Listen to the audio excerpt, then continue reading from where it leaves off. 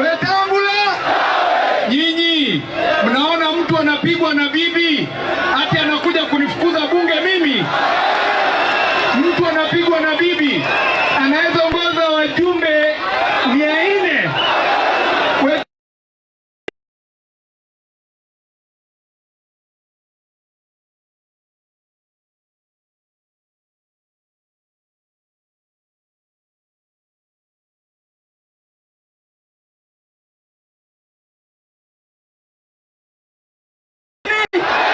Na mimi mwambia Wetangula hivi, mimi am ready.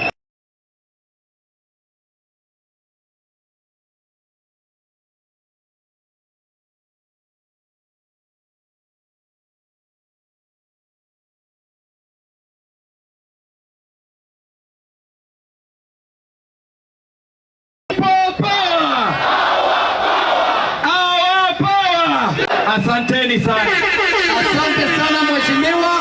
Sasa kuna mheshimiwa shupavu. Tutawaita wote wataongea.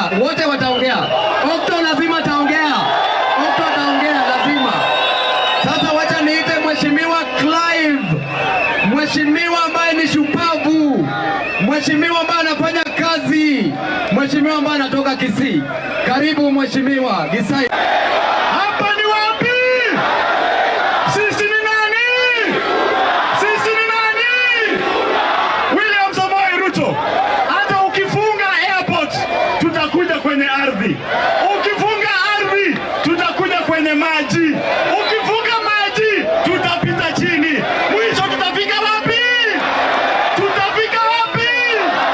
William Ruto, ukaleta Hustler Fund, hautatuonyesha matokeo. Ukatoka hapo ukaanza empowerment na pesa ya wananchi ya wizi, hautaleta matokeo. William Ruto, sasa umeleta nyota. Maliza ulete mwezi, maliza ulete jua. Watakula pesa, lakini 2027 William Samoei Ruto, Gladys Wanga, Oburu Odinga, mutaenda kwa sababu hawa vijana hawana kazi. Hawa vijana wamechoka na sera yako ya uongo.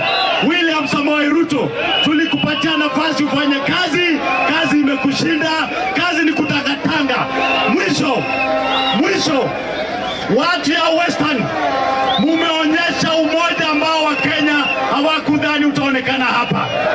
Alafu huyu mtu anaitwa Faruk, wewe sio prefect ya watu ya Western. Faruk, wewe haukwenda shule kama hao watu, huwezi kuja kuwapangia. Faruk, baki kule Baringo. Faruk abaki wapi?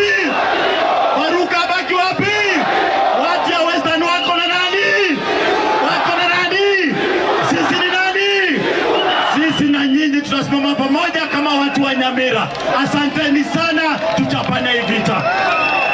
Asante sana mheshimiwa Justus, dakika moja tu. Yeye ndiye atamaliza kwa hao wote. Haya.